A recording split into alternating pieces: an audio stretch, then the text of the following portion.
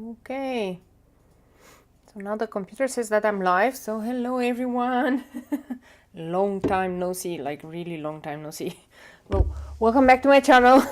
For those of you who are new, I'm Claudia and I do normally watercolors, but we're gonna digress today and we're gonna try something new, which is acrylic gouache. I've always wanted to try it, and as it so happens, it was my birthday.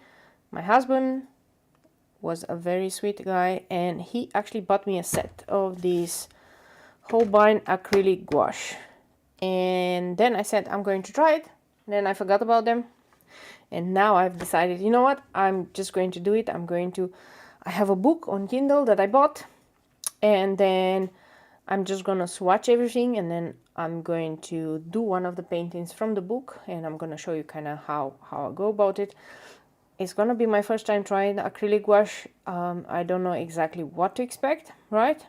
All I know is that once it's dry, you cannot activate it again. So let's talk about it. But oh, hello Johan and hello Marlena. I hope you guys can hear me, but I'm assuming that you can, because nobody has said anything otherwise. So I'm just gonna assume you can hear me and everything is okay.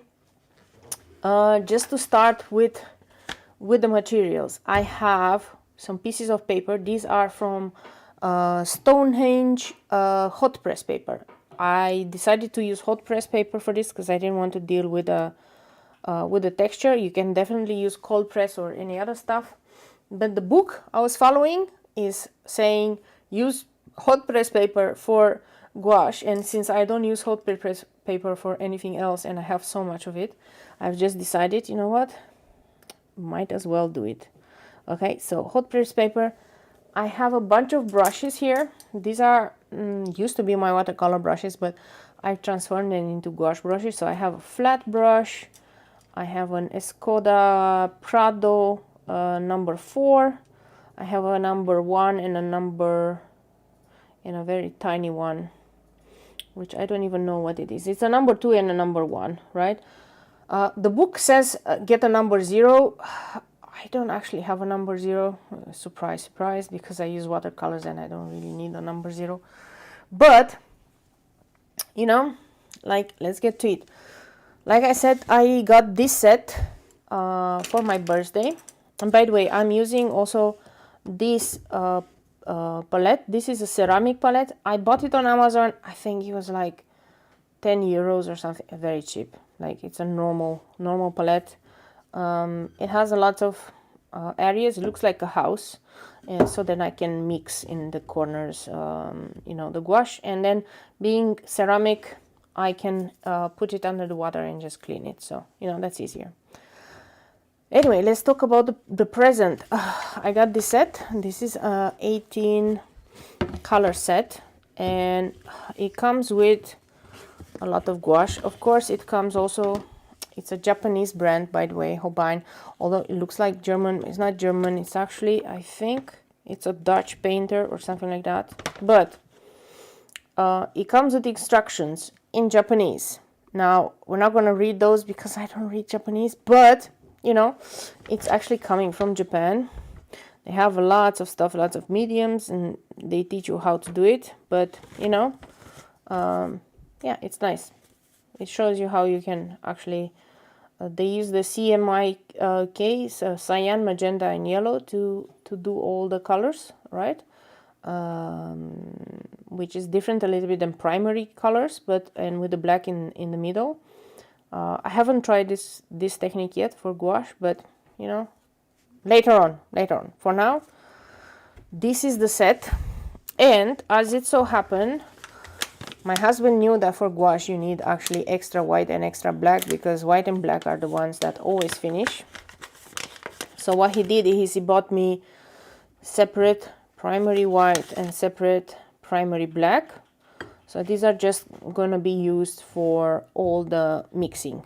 Okay, I have here titanium white and jet black, but I heard that these two are the ones that are used for mixing, and these are just normal coloring. Okay, so it really depends, and it came in a nice package, by the way, really nice package. So I'm gonna keep this one. And what we're gonna do is gonna put it here, and we're gonna start the swatching. Okay, I'm gonna use very tiny amounts of everything, because I know that once it holbein is a German Renaissance paper of the 16th century. Thank you, Johann. I didn't know that. I knew that he was like European or something, but I thought he was Dutch. I don't know why I thought he was Dutch, right? So what did I do the setup here? I just drew some squares, and these are the all the colors, the 18 colors, and then for the other white and black. And then here I just want to do some testing, so to test some color combinations. Okay, so we'll see. In the meantime, my cat is roaming around. You might see my cat, you might not see my cat, but you know, we'll get to it. The tubes are pretty big. They're 20 milliliters. You can see how big they are. And this is what I like. I had other tubes. Oh, hello, Happy. Hi, baby. Hi. Hi, did you decide to come and sit on my painting? Yeah, you're not gonna let mommy play with the painting today? I think, ladies and gentlemen, that was it for for today's painting exercise, because the Hubmaster has arrived and he's like, I want pets. Can you stay there, please? Yeah? Can you stay there? You can stay in front of me and you don't need to be on the camera. As long as you promise not to touch. Oh, no, don't drink on the water. Okay. He's around. He's around. And now he's gonna eat my brushes. Please don't eat the brushes. Happy? Don't eat the brushes. Yeah, he's gonna eat the brushes. Hello, Hubmaster. You know I love you. He was at the doctor's today, so he's very clingy. He got his checkup today. He's okay. He's in perfect health. Yeah, but he's like, I need petting because, you know, I've been to the doctor's. Okay, go. Sit there. Sit on your normal spot, please. It feels like I'm doing here a gouache live stream, and then I get happy. Happy? Okay, I'm gonna take you now. Oh yes, oh yes, oh yes. Oh, wow. Say hello. Say hello to everybody, and now go away. Okay. Okay, we got rid of Happy. Happy's happy today. We got rid of him. Okay, so I'm gonna try to start, and I'm gonna start with the first color here. It's called Carmine. By the way, there are sets, I think even up to 100 and something colors. They have lots of colors, holbein. Okay, this is the brine of acrylic gouache. It's gouache, but that once it dries, it behaves like acrylic. So it is very well for people that want to just layer things on top of it. Okay, the disadvantage is once it's dry, you can never get it back. So this is Carmine. I put a really small amount there because I really don't want to. I'm gonna take small amount of water, just wetting my brush a little bit, but not a lot of water. Okay, so I'm gonna take a small amount. I'm also wondering how long does it take to dry. And I know that people with normal gouache, people might put a little bit more and then afterwards they just reactivate it. But because this is acrylic gouache, once it's dry, that's about it. Okay. Then let's see. Can you actually see what I'm doing here? Okay, so the first color is Carmine, and it's actually D002. So I'm just gonna try. Oh wow. Okay. I know that it's really silky smooth. I've done the Himi gouache, by the way, which I even opened last week because I was looking at it and it kind of dried out unceremoniously, right? The Himi gouache was really streaky and everything. This is like super silky smooth. This is super nice, right? For whatever reason, I cannot be bothered to stay within the lines, but it's a really nice red. So this is Carmine. Okay, You know what, I'm always going to try to mix it with white. Okay, let's do this. I'm going to add some white in the middle, like very tiny amount, and then I'm gonna pick some white, I'm gonna mix it here to see what happens, what color can we do. Okay, it's a really nice flesh tone. It goes towards the flesh tone. Okay, it was just my attempt to see if you can mix the colors. You can mix them really nice. You can mix them really nice. Okay, that's it. That's the first color. Let's do the second color. It's more of an orange red. So carmine looks a little bit more like alizarin crimson or something like that. And this is more of an orangey red. It's called scarlet. Again, I'm just gonna put a little bit. It's actually, you don't even need to squeeze the tube just by putting it down. Oh, hello. I've never used gouache. Hey, this is kind of my second try with gouache, and this is acrylic gouache. So we are in this together, okay, Canon? I usually do watercolor, so I'm just trying it out. It's very opaque. So the differences between watercolor and this is that watercolor will be very opaque. And the watercolor will be very transparent. This is pretty opaque. But to be honest, this acrylic gouache is very smooth. It's not chunky like the Himi gouache, actually. The Himi gouache is very chunky and not having enough coverage. And this is like super smooth. Okay.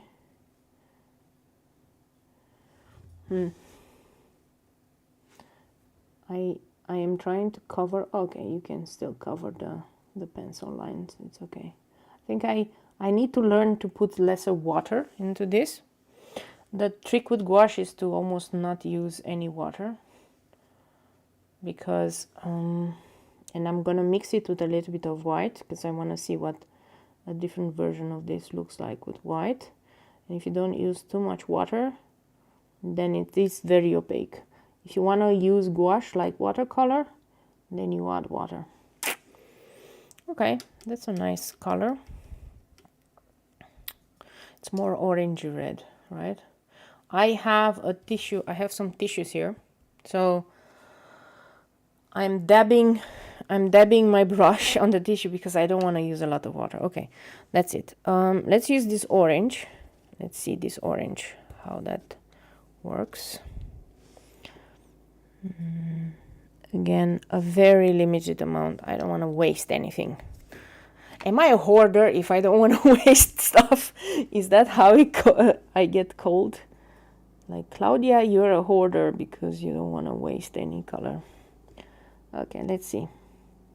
Wow, that orange is really bright. I went almost with a dry brush, to be honest. I'm trying my best. The good part is I'm using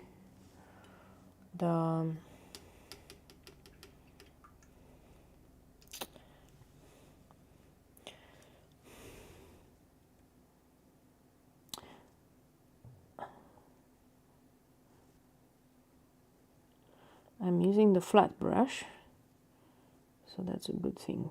Okay, let's see a lighter version. So gouache, the trick with gouache is you can do different things. You can add water. If you add water, the colors will pale, become more pastel-y, but also more transparent the more water you do. Or you add white, or you add black to darken it. And if you add white, then it's gonna be a lighter shade. And this is really nice. So that means that with these limited colors, I can get any shades I want. Okay, let's see. Deep yellow. This is the yellow. Again, I'm not doing a lot. Yellow is more of a yellow orange. So let's try yellow orange. And just trying to see what the coverage is. To be honest, it's pretty transparent because look, I'm painting over the lines, and these are the pencil lines, and you can still see the pencil lines. So maybe I need to do a second layer or something.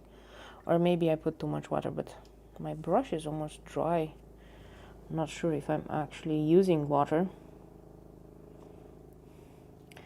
I am by no means a gouache expert. I usually just use watercolor.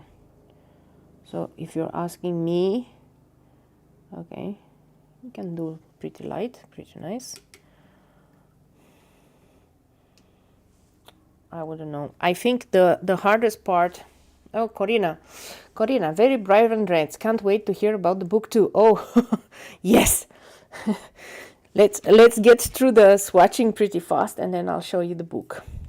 And the funny part, it is painting florals with gouache, and I bought it on Kindle. I actually wanted to buy it in real, but then it was pretty expensive, the book, and I thought I'll just buy it on Kindle and I'll read it on my iPad. Well, first I started reading it on my phone, but that's not very good.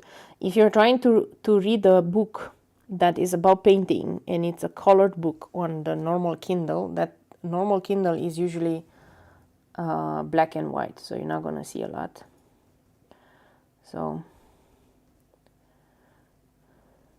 but this is what the people in the book, they were saying to use,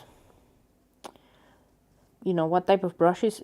Like any other book, it starts with what brushes should you use, and you know, what type of paint. They don't use acrylic gouache though, but I'm assuming that any techniques I have with gouache are gonna be the same, right? So that was the lemon yellow.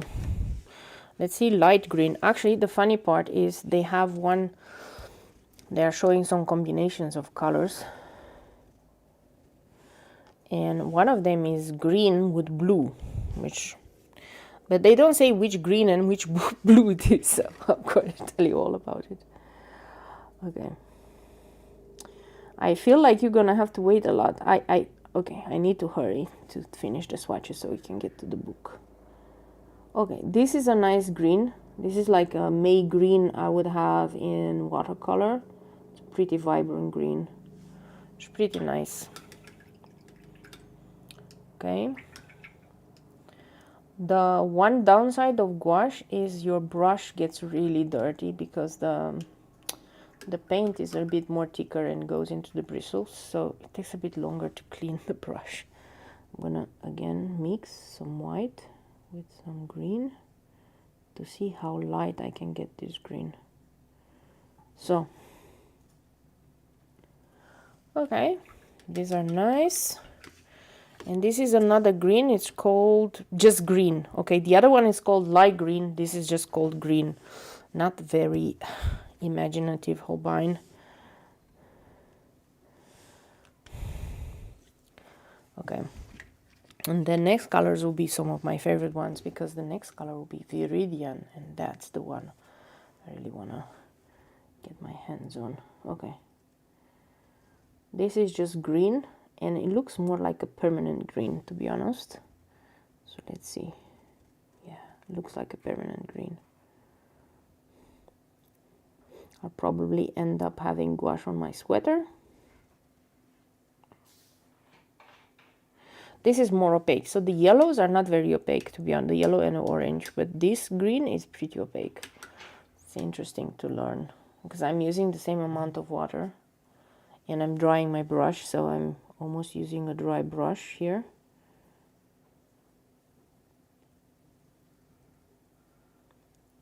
The light color of this is really minty. This is really nice. Yeah. This is, I'm gonna like this green with white for sure. Okay, now we're getting to the colors that I like. The Viridian. I really wanted to see how this is looking like.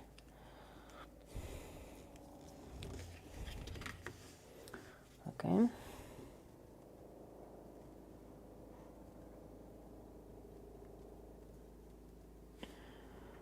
Wow. Now this is a green I can work with. This is a blue green. If you just add a little bit more blue, it's gonna be so nice for your succulents and so on. Wow, a lot of stuff on my bristles. The water really got dirty. Like normally I would use this type of water for a long time in watercolor, but this time it got really dirty. Let's see what color do I do if I add white. So I'm just gonna put it on top. Really minty and nice. This is a good combination, man. Okay, what's the next one? The next blue is called cerulean blue. This is my first time anyway working with these ones, so you know what, maybe next time I should prepare myself for live streaming. Because okay, let me put more colors down.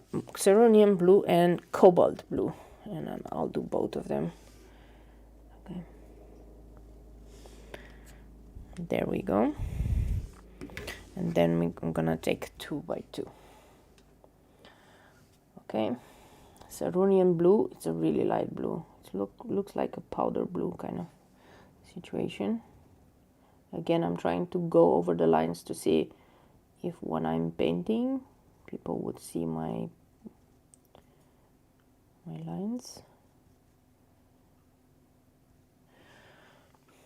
It's a really nice blue.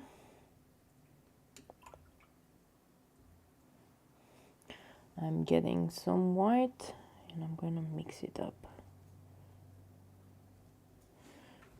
Mix it a really powder blue this time. Looks good. And then the next one, what was it? The cobalt blue. Cobalt blue is a little bit more darker.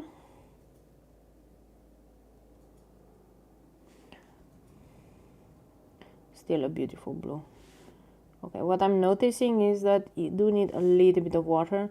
I tried with a really dry brush, but that doesn't necessarily always work. And I'm not the person that does these swatches like super perfectly either. I feel like I've missed some. Okay. I'm gonna take the last bit of white and I'm gonna mix it with this blue here. Okay. Still nice.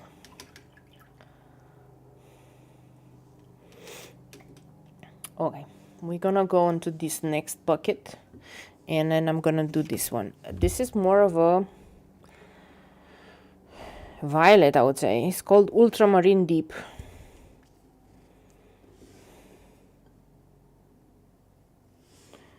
Okay, Ultramarine Deep. The next one is Navy Blue, which looks really cool. By the way, out of this set, initially I wanted to buy a lot of these.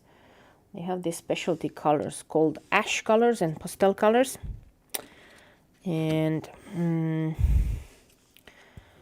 they are all sold out everywhere. So I couldn't, and my husband couldn't buy them also for my birthday. So I'm just gonna have to wait until they come back in stock. Of course, you can buy the bigger sets, like the 100 and something colors, and then you have those colors as well. But I don't need 100 and something colors of gouache, to be honest, because I don't actually do gouache that much. So only those specialty colors that I really like. Why? Because my style is a little bit more muted colors, and those ash colors are pretty muted. So that's why I wanted to buy them. Then I don't need to actually mix in anything. Uh-oh. Too much water. Now this is an interesting light blue.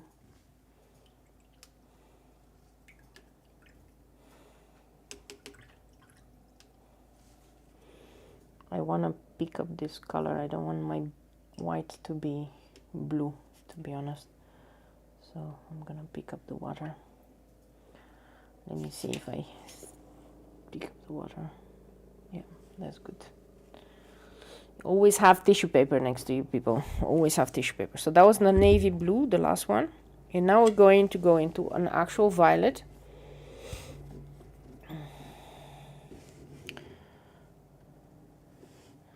Wow, that's gonna be really violet.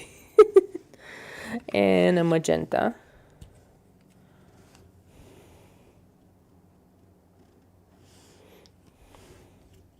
I see that it's already started to dry out. So I'm either very fast with the stuff or I'm losing out on the colors. So this is violet. Wow. This needs to be toned down, man, like crazy. Like, what can I say?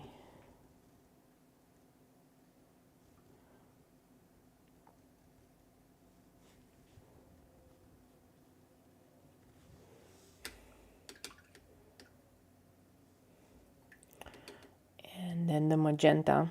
The magenta is gonna be like super interesting. And I put way too much water in this brush. I forgot to dab my brush. And now I have too much water in here. The problem with gouache, when you have too much water, then it becomes like watercolor. So you can't really do anything with it anymore. Or it becomes very transparent. So you really have to. The longest it takes is just to wash.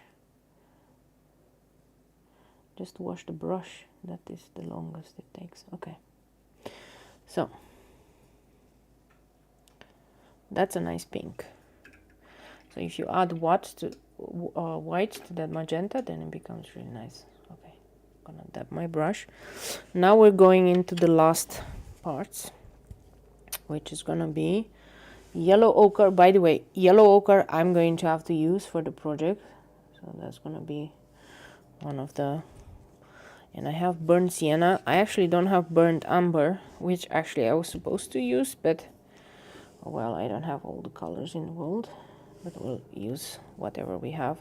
I'm assuming that burnt sienna with a little bit of black is gonna work out perfectly fine. Okay. Okay, I put way too much black in there.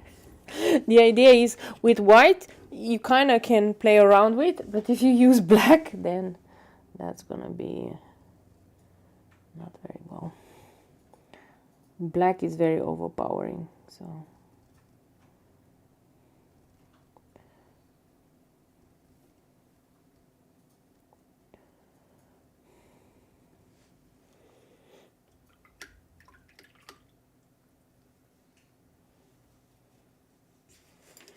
again I'm going to take some of this purple water so that my white is not being compromised, and I'm going to mix it in with the yellow ochre. That's good.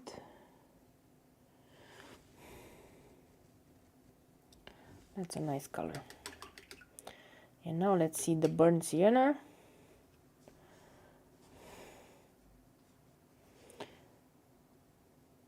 Burnt sienna is more of a brownish. This one I really want to mix with black as well. So burnt sienna.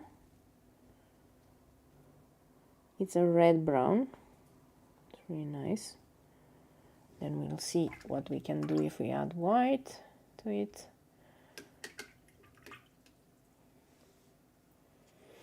So I'm gonna take some white and I'm gonna mix it here.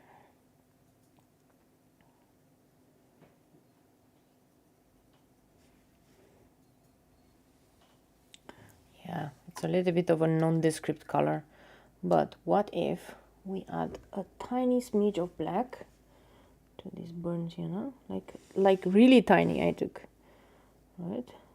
And then we add it here, and voila, this is how you create burnt amber. It's okay. I'm gonna take a little bit more. I'm gonna darken it a bit more. The more black you add, the more towards burnt amber you go. So that's okay. Burn umber is more of a darker brown, but I didn't add enough black, but you know, now I know. And now pure jet black. Let's see, how does that go?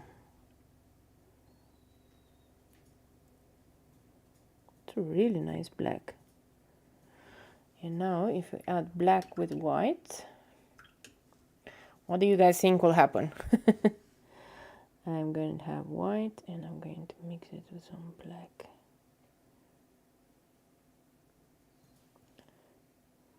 Surprisingly, it mixes into a nice, beautiful gray, which is a really nice gray.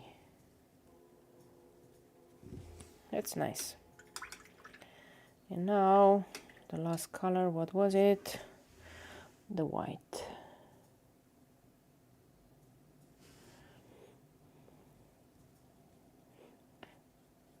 You don't really see it. It's also not very opaque, to be honest, but I didn't have a lot left over. So let's try again. Some extra white. And afterwards I'll explain what do we do from the book. Don't know what this was, but it looks like a bubble.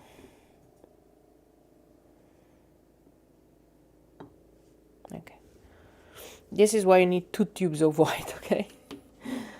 So let's see if I take more concentrated white and I do it on this one. Theoretically gouache should be opaque, but for some reason this white is not really that opaque. I'm just having pencil here, so I wonder how many layers of white do I need. Okay, at least we swatched the colors. Really nice. I really like the viridian. I really like the reds. Greens, we can work with them. The magentas and so on are very bright, so I really need to tone them down. But let me show you the book. So I'm gonna put this one aside, and then we're gonna bring it back, okay?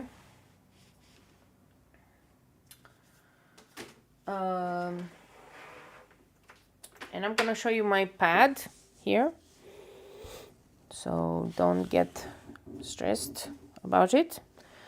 But the book, if I go to the beginning, this is how it's called. It's called Painting Florals with Gouache. So in theory, it should teach you how to paint all of these nice florals. And it is by a person called Vidhi Khandelwal. It's a founder of the ink bucket. I have no idea who this person is, okay, but this is the book I bought. On Kindle it was pretty cheap, so that's why I bought it, okay.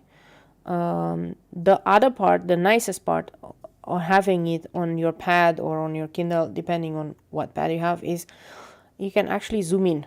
All right, if you have a normal book, you cannot really zoom in. So I thought, okay, I'll try it. I'll try to see it. The downsides of it is this book actually comes, if I would look here, so it has, of course, introductions and getting started with gouache. And getting started with gouache, it tells you a little bit about the techniques with gouache, right? About layering, like things like you need to wait for it to dry out and you need to wait for it to look nice, and then the technique with adding water to make the colors a little bit lighter and all of that stuff. So it does have the getting started with gouache, and then it talks about the tools and materials, right? And then they recommend a hot press watercolor. This is the hot press watercolor that I'm utilizing. And you can use either the arches. Arches is quite expensive. I use the stonehenge because that's a little bit lesser expensive, but you know, you can use arches. I have lots of arches watercolors, and I have arches hot press, which I almost never use, so you know, I can use that one as well. So it tells you about the brushes, then it goes into a little bit into color theory, so how you're gonna mix your colors, okay, and how the colors become. Let me see if I can actually zoom in into this one. Yeah, the colors will become, if you add white, they become paler and paler. Okay, so this is like mixing with white. So that's one technique, mixing it with white. Now if you mix it with black,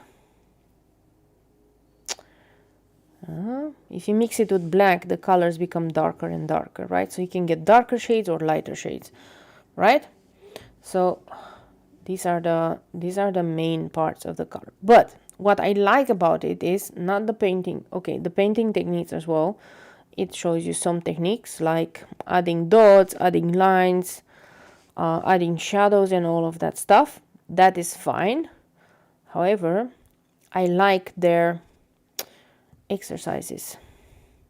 So they teach you kind of in a way, step by step, how to actually watercolor and reach to this. The nice part is at the end of the book, you have all the sketches.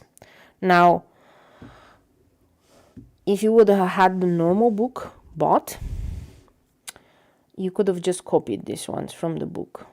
Here at the end it says artwork sketches. So you have all the sketches, everything that they did and they are trying to teach you, you have them at the end of the book here, right? And this was the hardest part for me. I actually had to open it on my computer from the Kindle, and I had to do a print screen and then print it, because there's no option in the Kindle to print pages. This is the not so nice part of owning a Kindle, because if you have things like that, you can't just, oh, I'm pressing on this and I'm printing it, right? So you have to go through a little bit of a hoop to get them. However, I did print a few and I also transferred them. So I did transfer 3 of them, and I think I'm gonna do this one. This is like lettering and then some flowers. And I think I'm gonna do this one. I did do the one with the berries, but this looks a bit more complicated in terms of how do you do your colors, how do you, and I'm not really that proficient. And then I did another one with just leaves, but we're gonna try to do this one. And this one is from, if you look at the part, it says botanical typography, and it's called floral quote. And this is how it looks like. This is what we're supposed to end up with, like some yellow flowers with lots of ochre and so on, with some kind of blue-green leaves, okay? So, and then this is with black, grow where you're planted. So in theory, this is what we should end up with. Now, will I end up with this? Probably not. First of all, because it's my first time working with this, and I'm not really sure about the colors and the mixing, but we're gonna try our best. Okay, so let me get started here. First I want to mix these colors. So in here in the book they tell you the color palette, and the color palette is gonna be ochre, which I have, and then ochre plus white. We have ochre and white, but then here it says ochre and raw umber. We know we don't have raw umber, but we kind of have raw sienna. So if I add black to the raw sienna, I can kind of have raw umber, and then I mix it with ochre. So let's see if we go. In here, the other colors are a blue with a green, and this is going to be your kind of shadow, and this one is blue, green, and white. So this is kind of a lighter blue, kind of navy blue, more looking like, and this is just black. Now, this is where my problem is.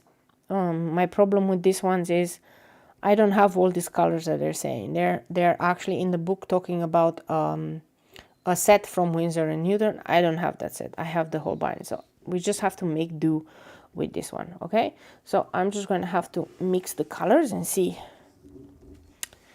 what we have, okay? I'll probably just do my pad here next to me, and then we'll see. So I have ochre and white. So let's do this. By the way, I let it there because I wanted to see how long does it take till it dries out. So I'm going to just do the test with my finger. I'm gonna see if it smears out. Okay, so on the paper it kind of dried out and looks okay. Some things I did have a streak, but not as bad as with the Himi gouache. The Himi gouache is really bad. But this one looks okay. Okay. So let's do the colors again. So we had the ochre here. So let's first try the ochre and the ochre with white.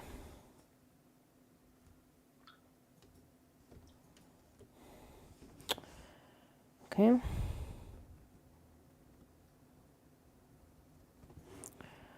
So ochre.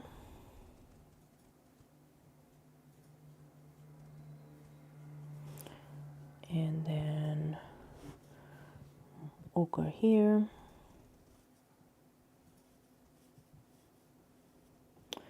It's a nice color, this ochre.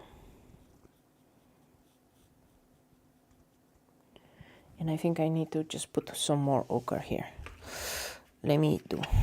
And by the way, we don't have ochre, but we have yellow ochre. So,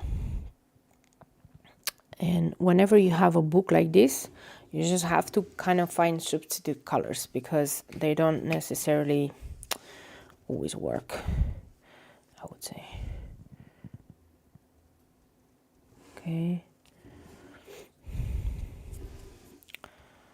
And then let's remember we have the black, but let's put some more white because we will need some more white. We always need white to whiten stuff up. Okay. Yay. So that was ochre. Then you know what? I'm going to make another puddle here. And I'm just going to mix that puddle with the white. So I'm going to pick up white from here. I'm going to make a bigger puddle of ochre with white. So I'm going to just mix it here.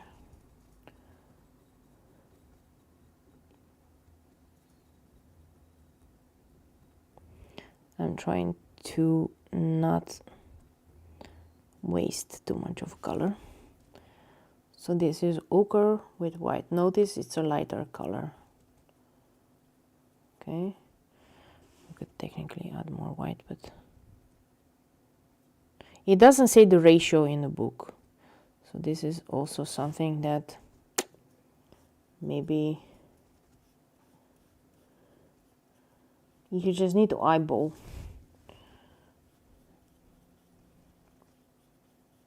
I also don't want to add too much water, so I'm gonna dry brush it a little bit. Okay, the two colors are similar but not extensively. Okay, so what the other color says, it's ochre plus raw umber. Like we said, our raw umber we don't have, but we do have the black. So I'm just gonna add some of the black to the raw sienna.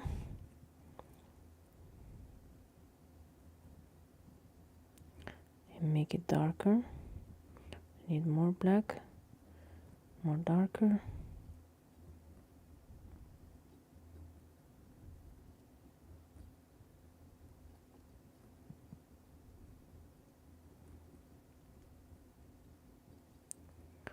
Yeah.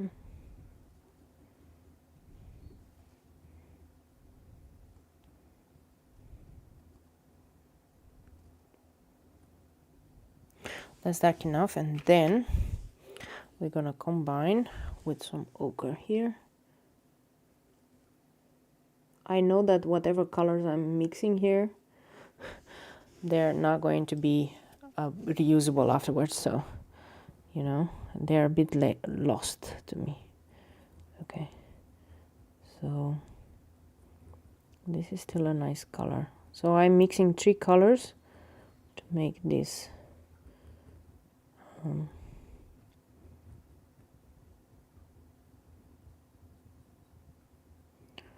darker one, but it's okay. Does it actually look a little bit like what they had, ochre plus raw umber? I think what they have is a little bit even more darker than this. I'm gonna take more dark, more black, and I'm gonna try to mix it more.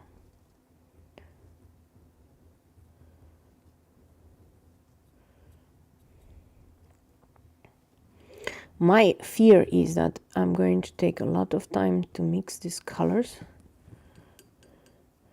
and then they're just gonna dry out on me, because by the time I reach to use them, they're gonna be dried out. Okay,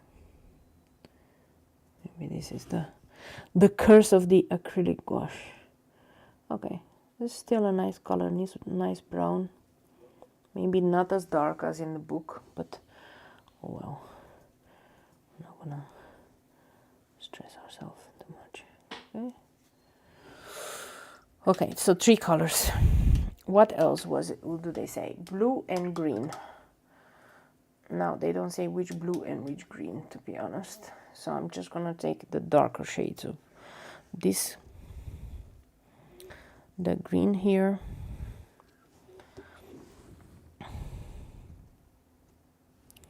and this blue.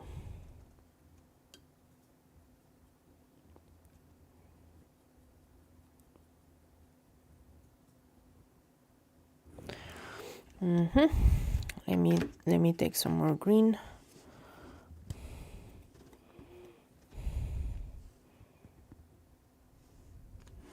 I'm probably going to have to mix quite some, and the blue is probably the cobalt blue, if I'm not mistaken. So I'm just gonna, was it this blue or was it the Viridian? No, it wasn't the Viridian.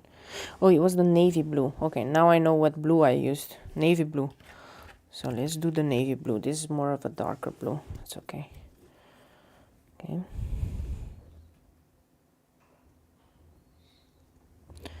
Mixing my colors here. Okay.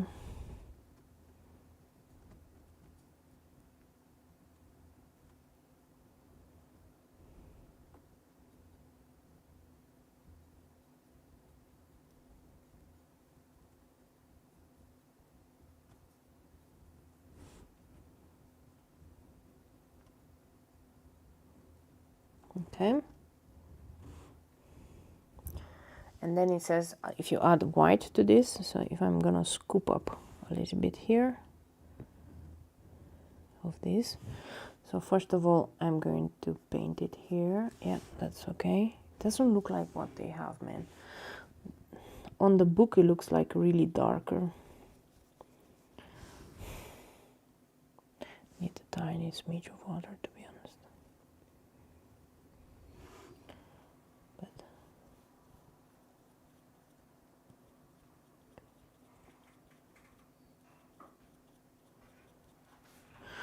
okay, and then for that one,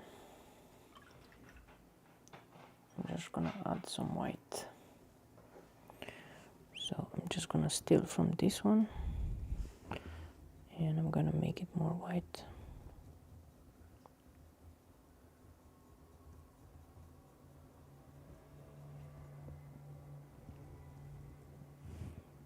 Still more white.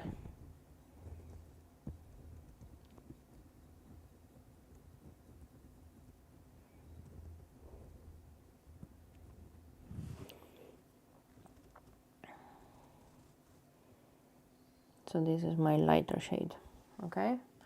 And then the rest is just black, which I'm going to just put in a corner. Then we get to actually do the painting. Okay. Let's see if we mixed enough colors. So what I read on the gouache and on the book, it says that you should mix enough colors to last you. But I'm not sure if I did the same. I did correctly. But let's see. I am taking my one. This is the nice painting. So there's some nice flowers. And then I'm going to read on the book which one we start with. So on the book it says, okay, it says start with all the leaves. So start with the leaves. So we're gonna do all the leaves, and then with the darker blue we're gonna do the veins. Okay, so let's start with the leaves. I'm just gonna start with that. I'm thinking maybe I wanna erase some of the lines because I don't want them to be too pronounced. So I'm just gonna have an eraser a little bit. Man, I should have done this before. I feel like I'm running against the clock with this gouache because I'm feeling like it's gonna dry out, and what will I do then?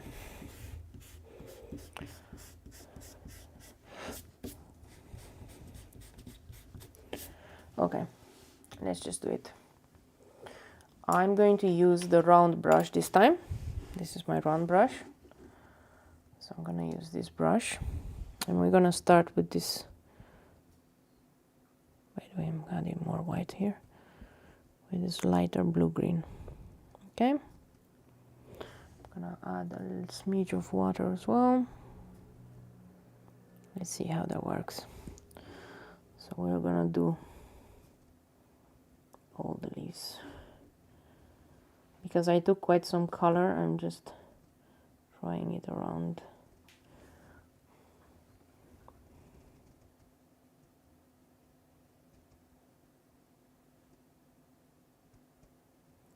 Remember, once it's dry, it is dry. On the paper, looks really nice.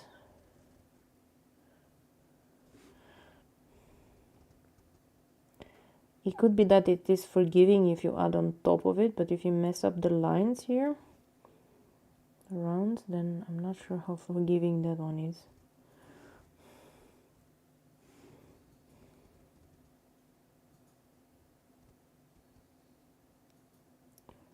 Okay.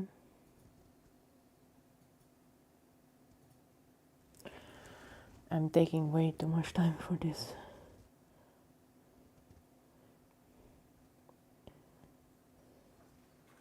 Maybe because it's my first time using watercolor. But yeah.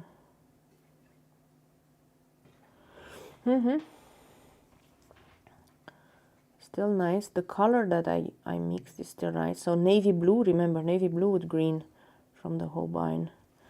That looked like the perfect combination. So it doesn't dry all that fast, but still dries pretty fast. In the book it says do all the stuff with that one color at once. So like if I have all these leaves, do all the leaves, then go to the next color or to the next stuff. And this is my struggle. I never know how much water to put or not to put. I saw some other people on YouTube and they can be quite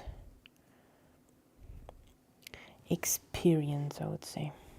So let's try. We will try our best. What I like about it is still opaque, and I think I did a good thing to just erase the lines a little bit. If you add more water, then the streakiness is gone. So that's a good thing to note. Just add a little bit more water. Don't be afraid of the water. You need a lot of water to become opaque. So yeah.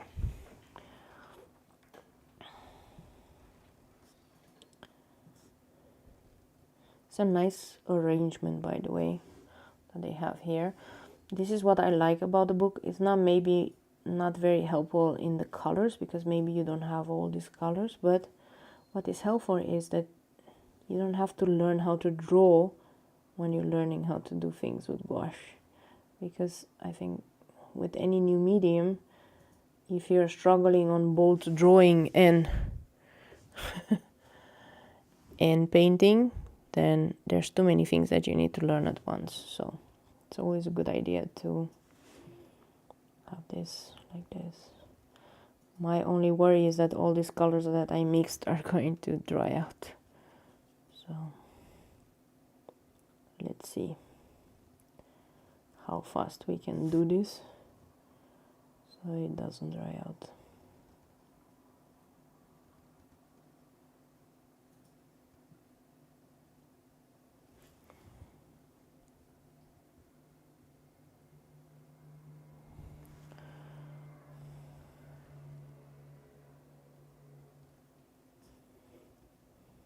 I guess it comes with practice, right?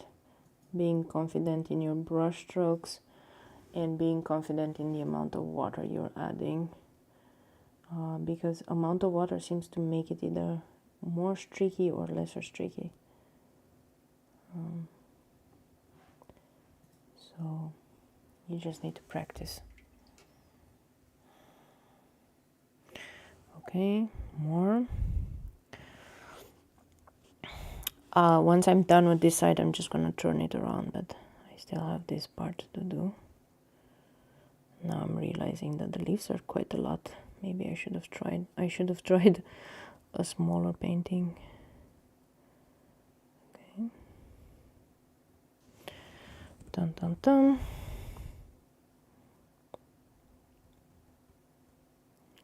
By the time I'm gonna finish on the other side, probably all the leaves are gonna be dry, and then I can add the veins. And the veins are added with the darker green.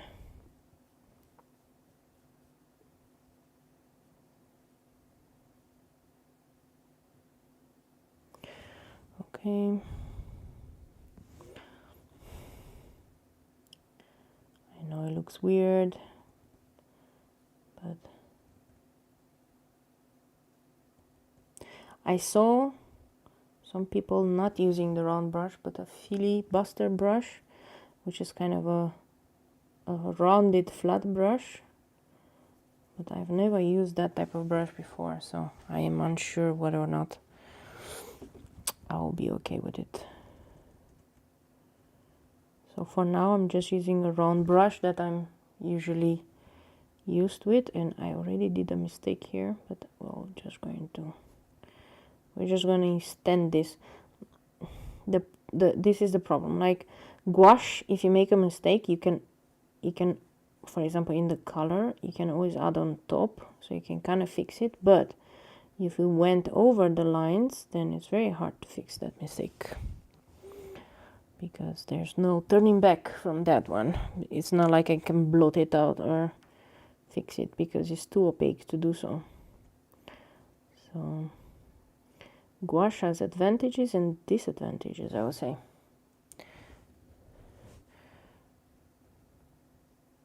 And this is where it becomes imperative that you mix enough of the same color, because you don't want to have different colors. Okay, I'm just going to turn it around right now.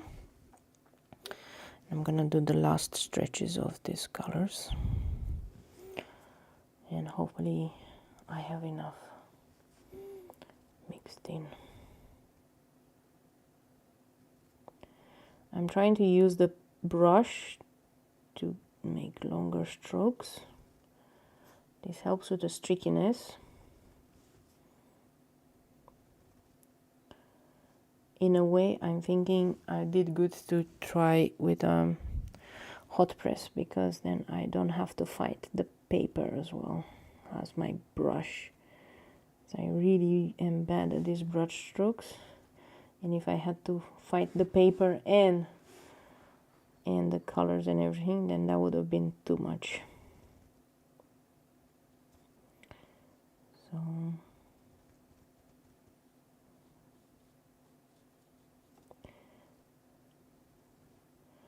I'm pretty sure you can become really good at this.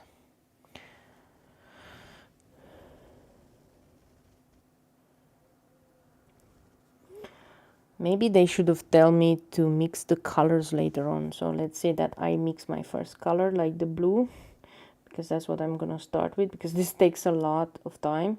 And then you can mix the ochre, and then you can mix the darker shades, instead of telling you in the beginning, these are all the colors you're gonna use, because it's a little bit, you're gonna waste the colors, to be honest.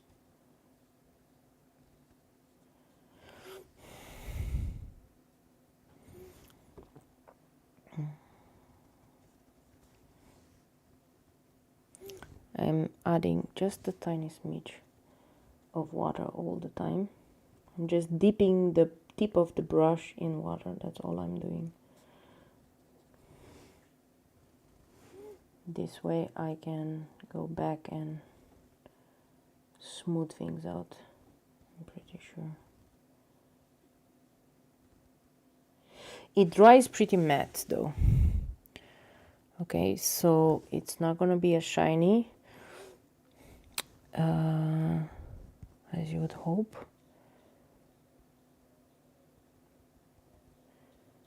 It dries matte, so be prepared for that, because maybe not a lot of people are prepared for the type of colors these ones have. That's why gouache is used a lot for flat washes and flat style, flat design, because it dries matte, and then that kind of fits with the matte design.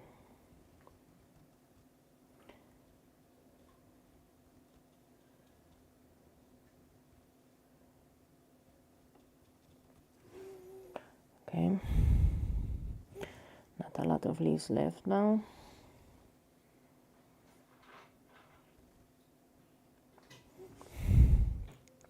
I think I just did just enough color to last me.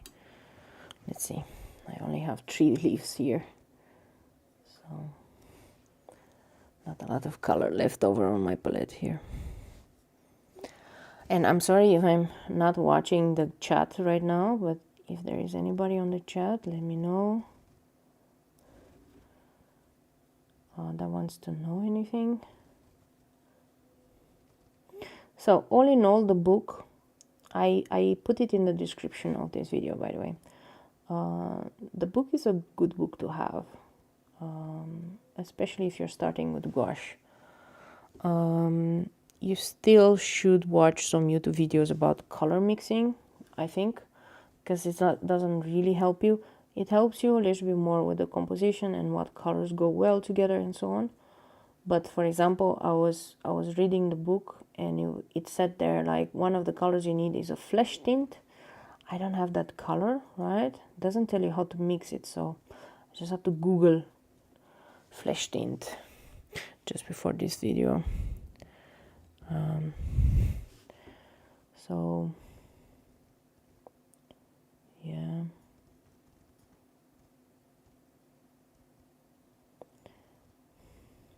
that would be the downside. Also, if you buy it on Kindle, please be advised that you cannot really print stuff, or you cannot really copy easily all of the paintings.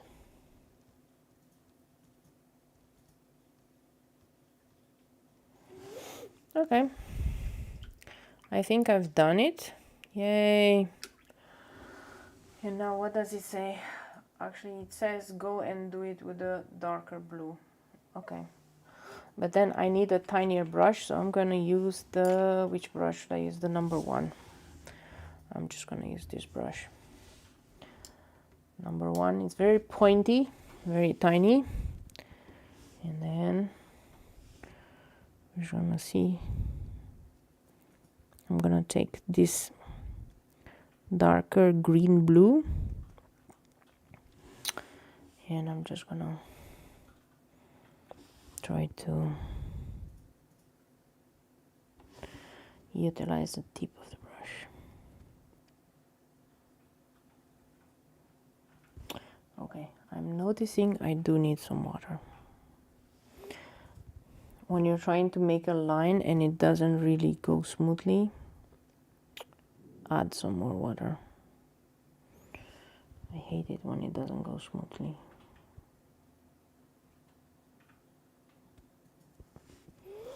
What type of lines do they do? You see, normally on watercolor I would just do black lines.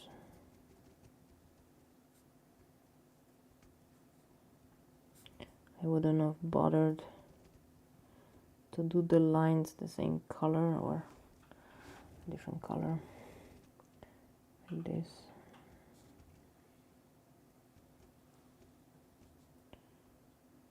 And it's not the book's fault, it's my fault, because I really am bad at this. I'm really am bad at gouache in general, so that's why. Okay, just be very careful.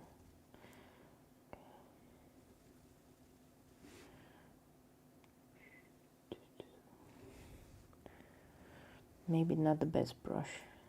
Maybe I need a tinier brush. They were saying a number 0. I don't have a number 0.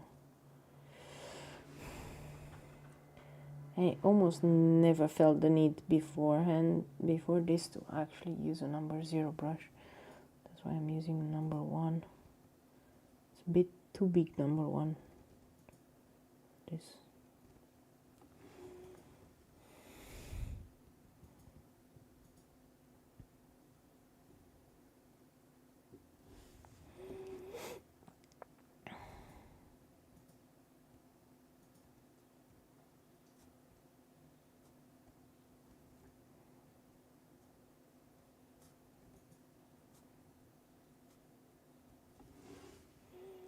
Okay, let me try with this other one. This is a number 2 actually, but it's much thinner and longer. So let's see if actually this one works better, to be honest. And this is more of a rigger brush, so I'm assuming it will be working better. Yeah, it works much better. So rounded one brush doesn't really work. For gouache, at least, for line art.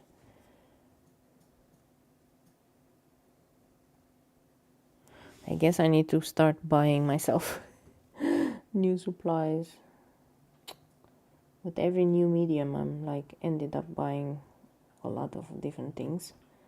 Luckily, I had the paper.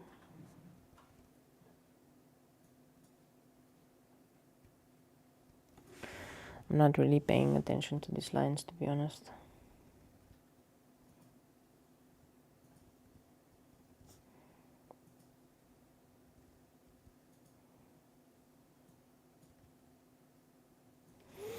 Okay.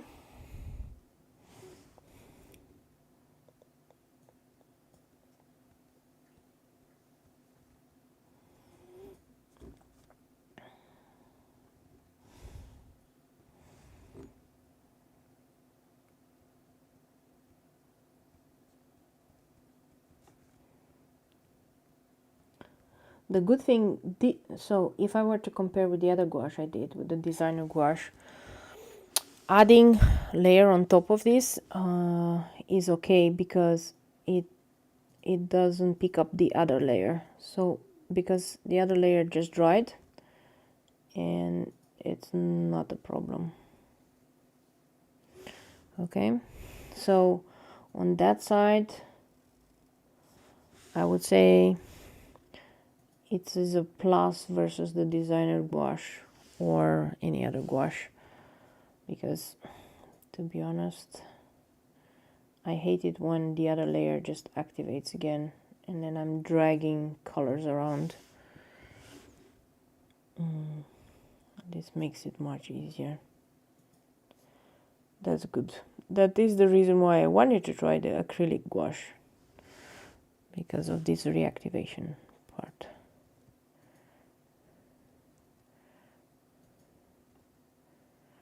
Man, this is like super intricate and it's taking forever. I'm pretty sure it's gonna look nice at the end, but I was not expecting it that it takes so long.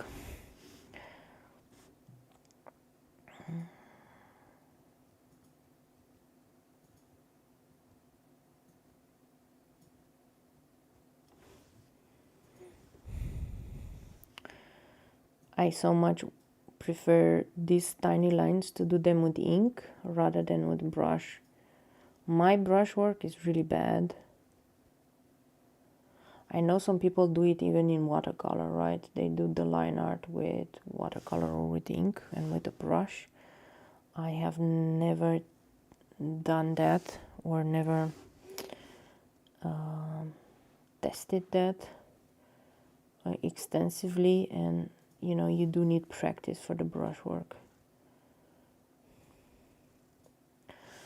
And I am notorious for using my Micron pens for everything.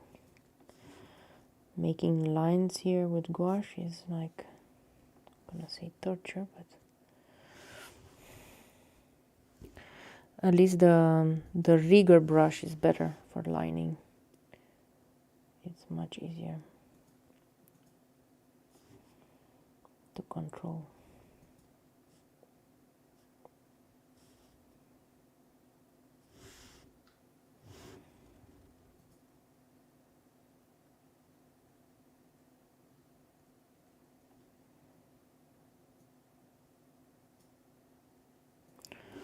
Okay, that's good.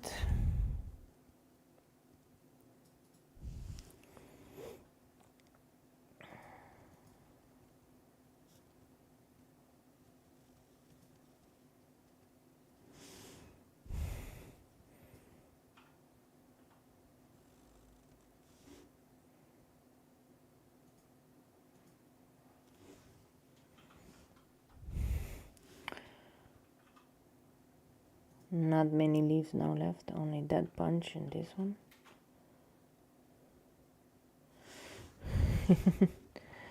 I remember the first time I tried gouache, which was with the Himi gouache, and when I tried to do those leaves, that the layer underneath was just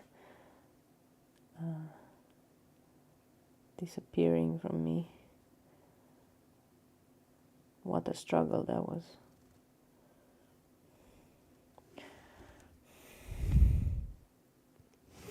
Okay, so now the last one, the last bunch of leaves. Let's see how we go about it.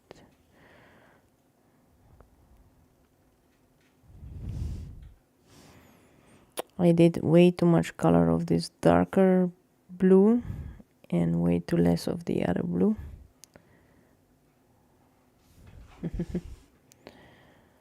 It's okay. We'll survive.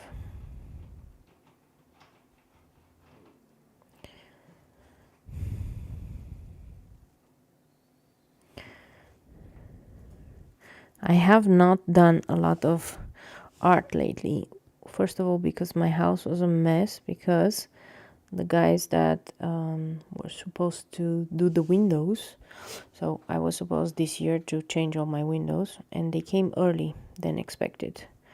So we had to put everything, hide everything, put it under, like, because they've been sawing off all the windows, all the frames, and exchanging them. So it was like lots of dust around.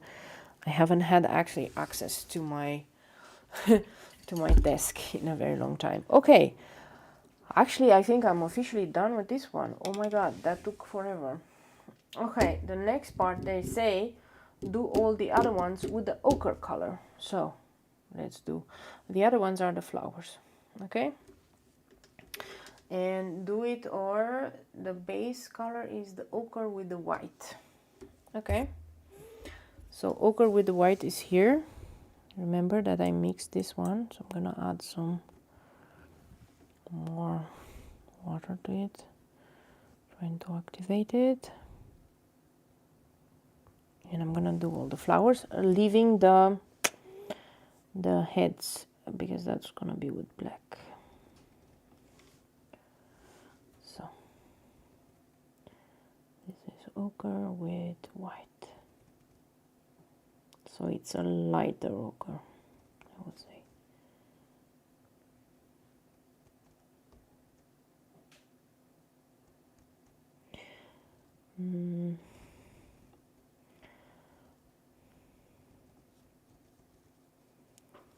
It's an exercise in patience, I would say.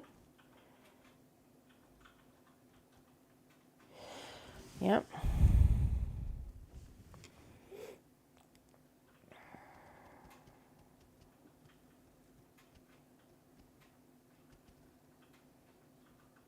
I'm using the number 1 brush, by the way, because the petals are a bit jaggedy, and I'm not sure with the number 4 that I can do anything with it. So that's why I'm using the number 1 brush.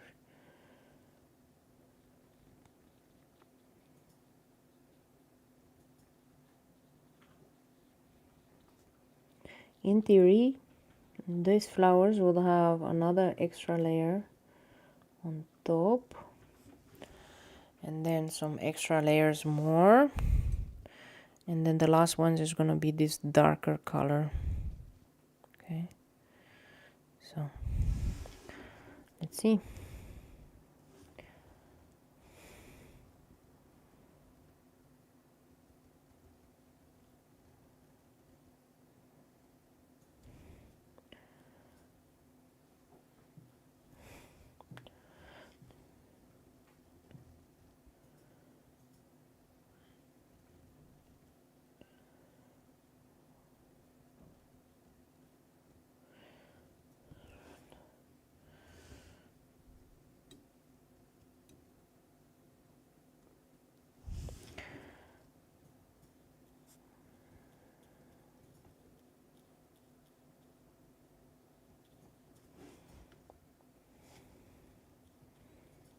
Okay.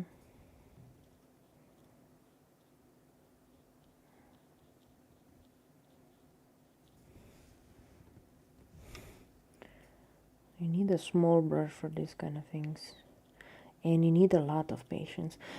In a way, I would be much faster with watercolor, because although you do need patience on watercolor, it's not as much as with gouache for some reason. I feel like I'm taking my time here.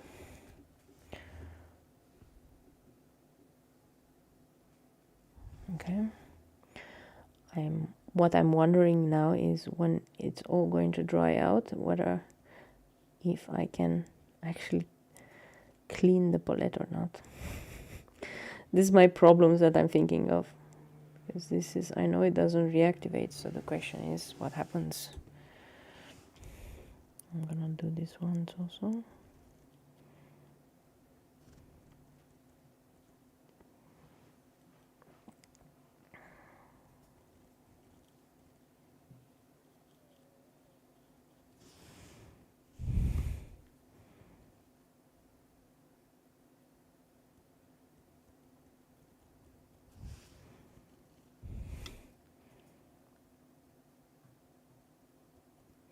The colors go well together, so for that one in the book, what they chose, it looks really nice.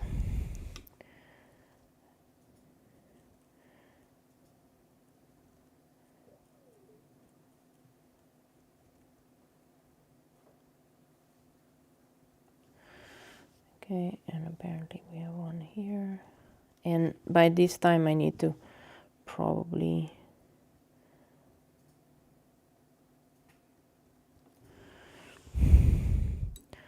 turn around the paper.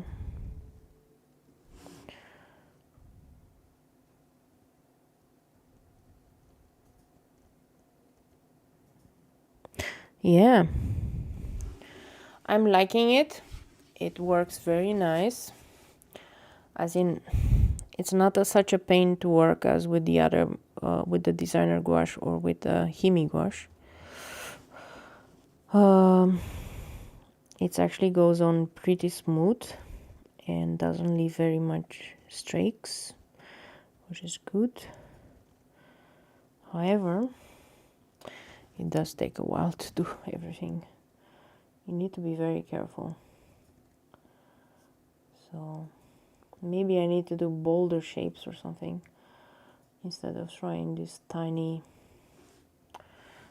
things.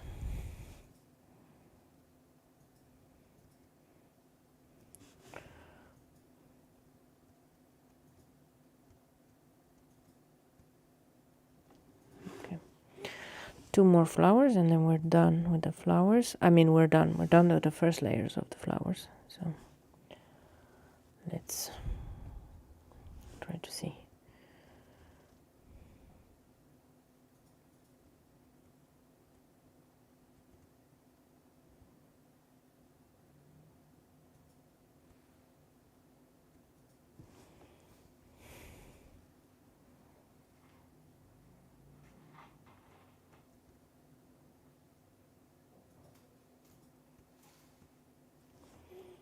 Yeah.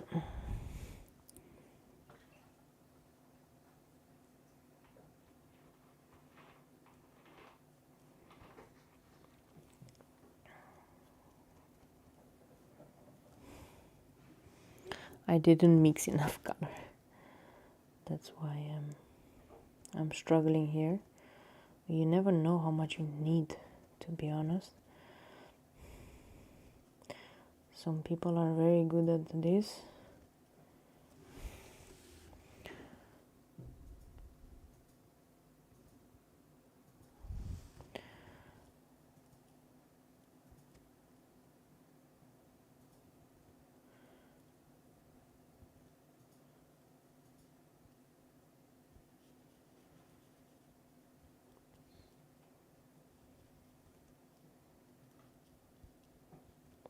And now will come the part that is the hardest for me. It's gonna be adding the shadows, because to be honest, I don't know exactly how to add those shadows. Okay, one last. I'm gonna take some more of the ochre. I'm gonna add some more white to it.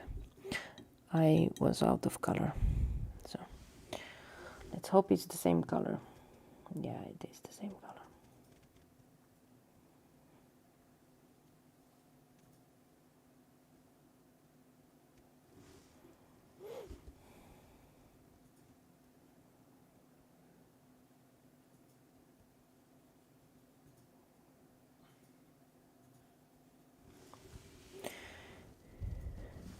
I want to try to finish at least the flowers.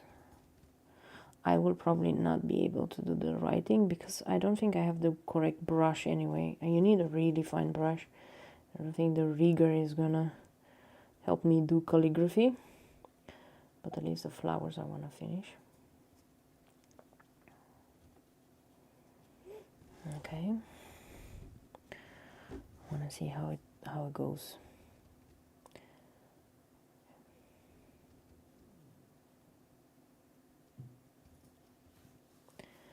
They say that afterwards, take the ochre, which is a bit darker, and add small shadows everywhere. So let's see if that works.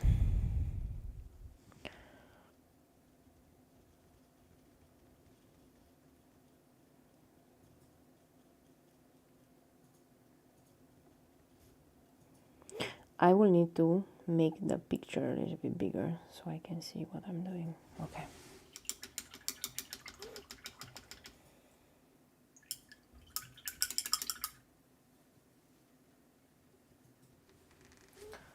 Okay.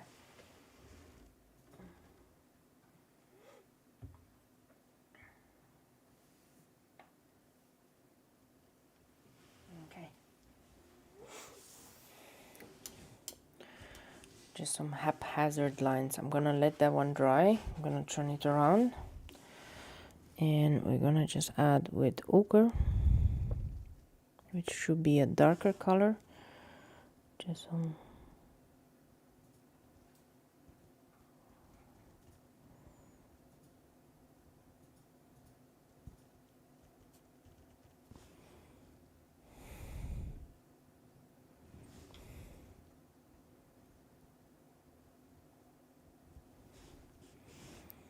I'm not the best at doing this, but let's see.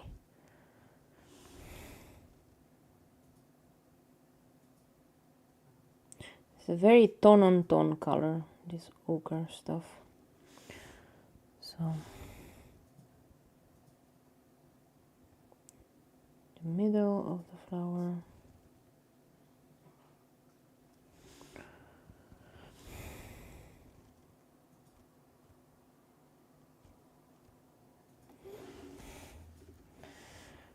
This is where I really fail. If it was watercolors flowers, I would have done, like, I would have blended everything perfectly. But because it's not, I am not very good at it. Maybe people that did acrylic before would be better suited for this kind of stark shadows, I would say that they're called. Okay.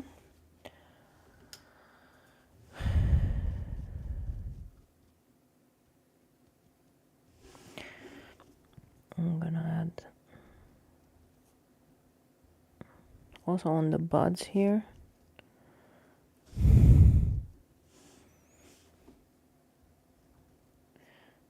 It's pretty tone on tone. I'm not even sure you can see what I'm doing here on the screen. Okay.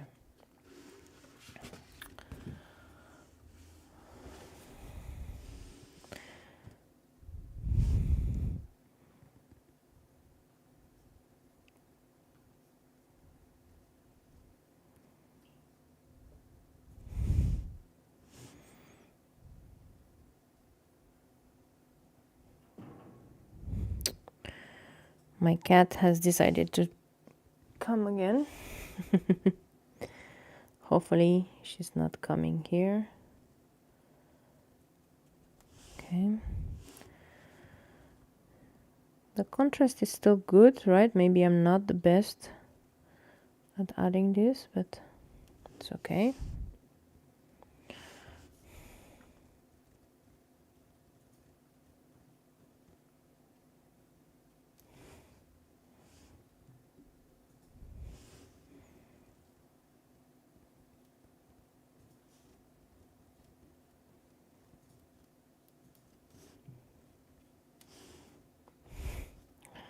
This is my second cat is coming.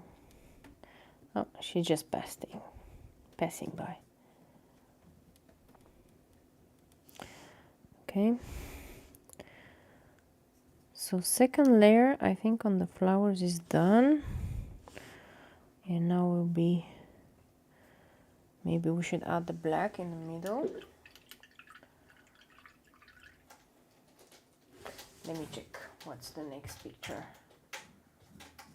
And the next picture is adding the darker color. But I'm just gonna add the black first. I'm feeling bad for having black, and I haven't used it actually.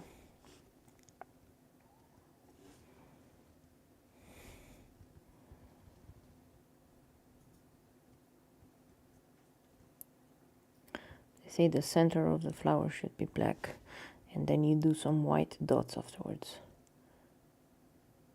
which is good.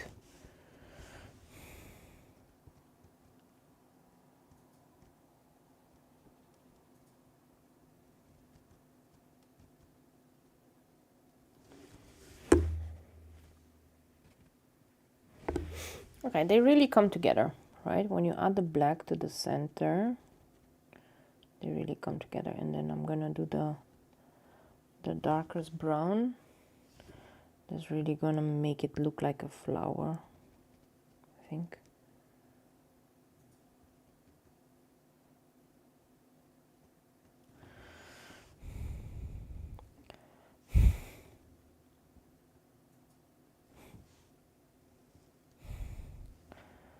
It's 1.5 hours, so swatching, and probably it's gonna take us about 2 hours to finalize all of this, but okay.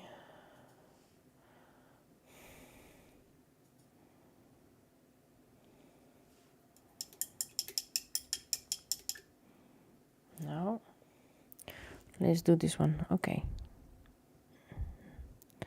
some parts of it dried out, but not everything. So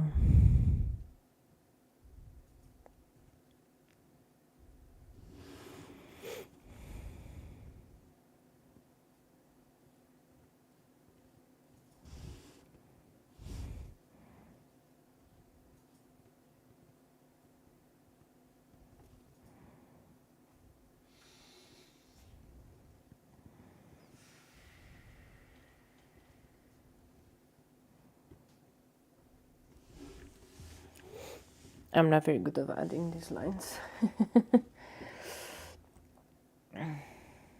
So the lines should make clear kind of where the petals are touching.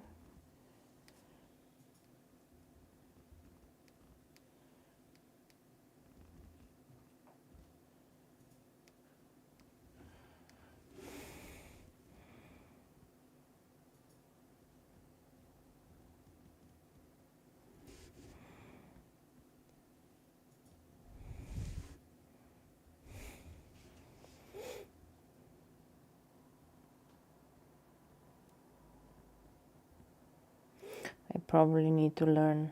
There probably needs to be a Skillshare course or something that will teach you all of this.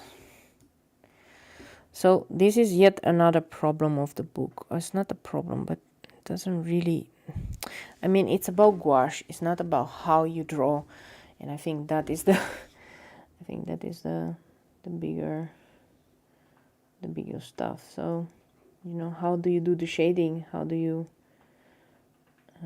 do all of this? That one needs to rest on you. It's not gonna come from the book, because that's not gonna be something that they're gonna teach you step by step, which is unfortunate.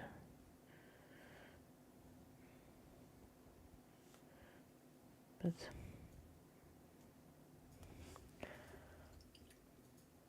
let's try the other brush, see if it works better. The rigger brush.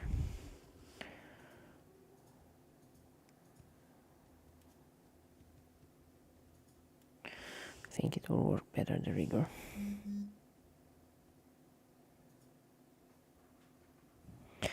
Okay. By the way, Easter is coming.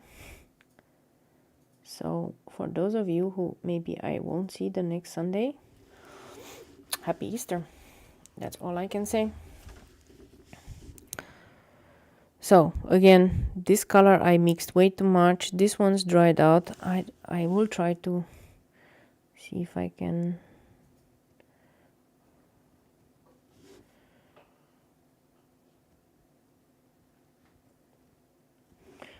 reactivate it, but I doubt.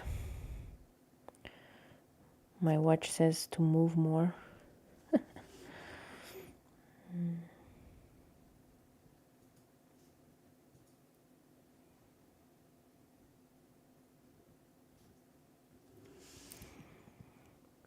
So a lot of wasted color because I didn't use it all. If it was normal gouache, probably you could reactivate it, and then that's a little of a better step.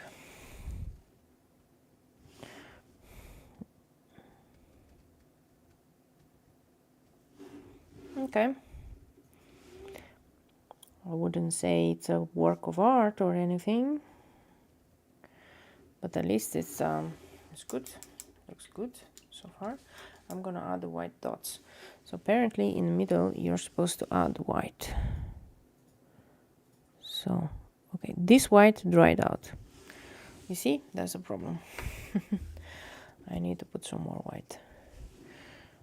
And I'm gonna put it here.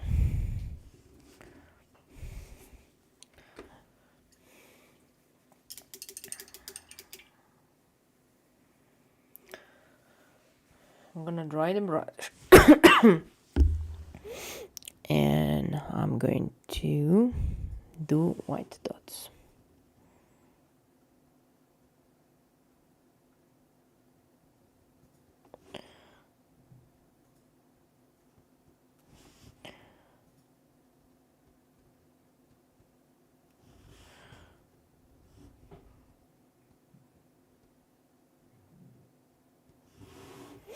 Okay.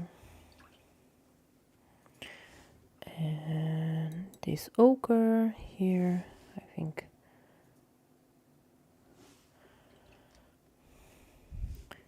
I need these ones.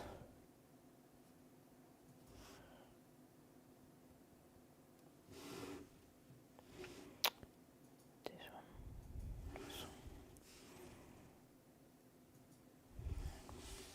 one. Okay. What do you guys think so far? Does it look okay or not? I don't know. Okay, let's try. I will try with black and with this brush. I will try to see if I can do some calligraphy. Now, don't pin me on it, because I don't know if that's gonna work, but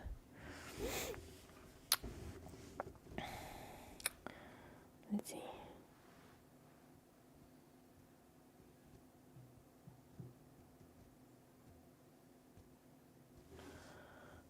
This is so not a calligraphy brush.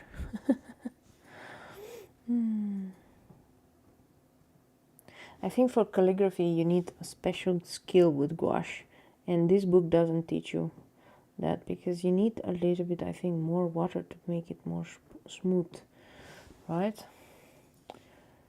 So I do not think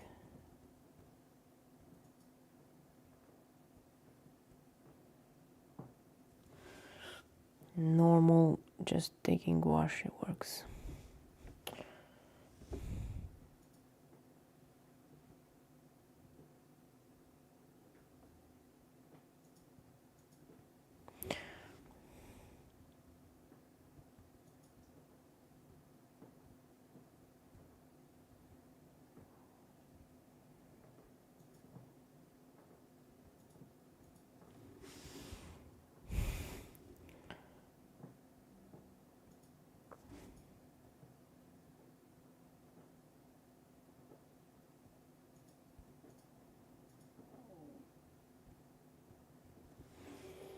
Okay, and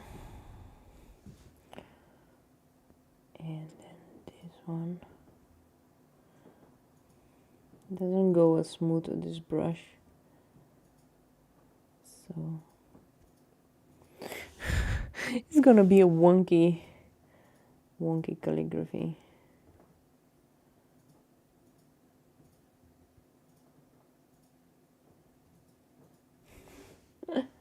Maybe that should be my goal for Inktober this year. Like, learn how to do brush work.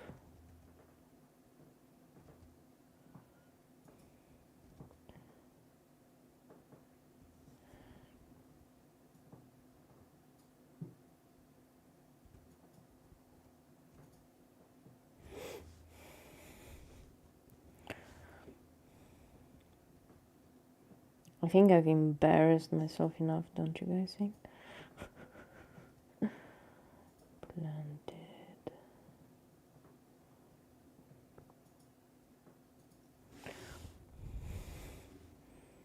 But in a way, I just don't want to waste all that black that I did.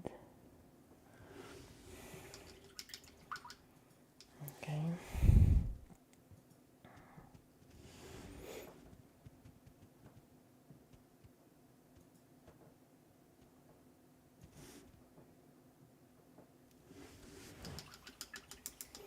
The flowers start to grow on me. Okay, very nice, and the colors are gorgeous. Oh, thank you, Marlena.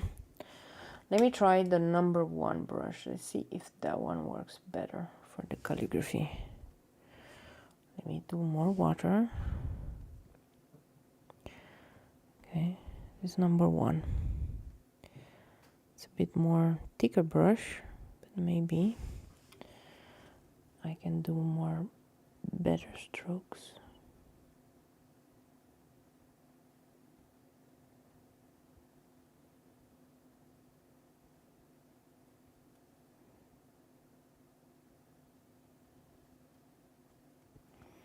Yeah, the thicker brush works better.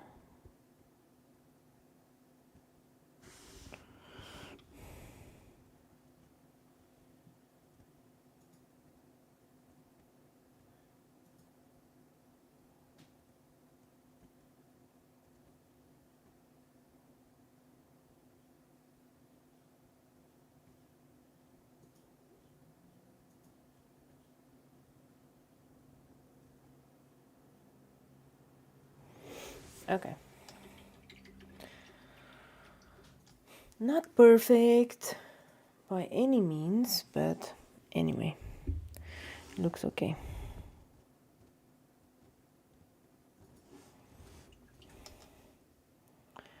And now for the last piece, it says where you're planted.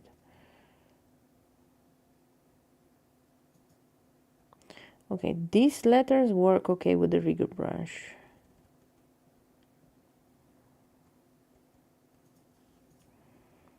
Where you can see how much I know about calligraphy.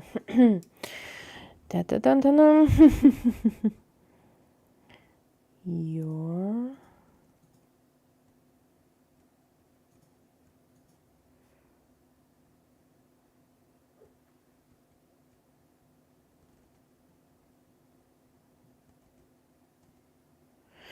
Grow where you're planted. Okay. Okay. It wasn't such a bad one. I did mess up some pieces here. Maybe I need a tissue paper. But all in all, it looks okay. I think I can say that I've done okay. For my first try with acrylic gouache, I've done okay. I will definitely go and try some different things. What I would like to do is try some blending, see if it works, okay? But so far, looks okay. The downside is all these colors here, they're dry. So look, I can even touch them. Luckily, I didn't use that much. Okay, maybe this one that was a little bit more. I can still activate, but majority of them are dry. So then you need to be very based on what colors you do and how you do it, and then try it out. I will try some simpler things. I mean, I try now flowers and so on. These are quite difficult to do, to be honest. But maybe just some simple leaves and so on, I can try to make them better. I really would like to try to see how does it look like on cold press watercolor paper, to see the texture, if it's gonna be nice. But all in all, I'm pretty impressed. For those of you who have stayed with me till the end, thank you so much. I really appreciate this. Let me know if you liked this kind of talk and this kind of swatching and so on with a gouache. And if you would like to see more, I'm all but willing to try out more. And of course, I have them now, so I'm going to use them a lot more. Maybe not in my main stuff, which is watercolor, but I will definitely start using them more. Thank you so much, and hope to see you guys next time. I think we're back to my normal schedule, which is going to be Wednesday and Sunday. And Sunday is going to be Easter, but it's going to be fun. See you then. Yeah? And enjoy. Johan, thank you. Marlena, thank you. And Corina and Canon, thank you also. I hope you guys get to try some gouache because it's fun.